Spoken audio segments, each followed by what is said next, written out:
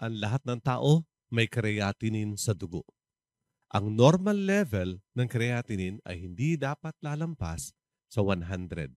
Kapag palagi mataas sa 100 yan, baka nangihina ng kidneys mo, tumataas ng creatinine, baka meron ka ng chronic kidney disease. Pero maraming beses, hindi nila talaga nararamdaman na mataas na ang kanilang creatinine hanggang isang araw, bigla na lang sila parang nilagnat, parang nasusuka na hirap akala nila mamatay na sila.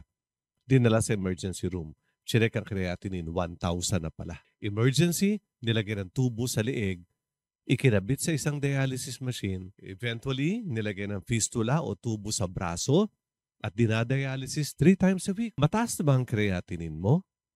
Ginagamot mo ba yan pero patuloy pa rin tumataas? Pinayuhan ka na bang magpalagay ng fistula para mag-prepare na for dialysis? Nandiyan ka na ba?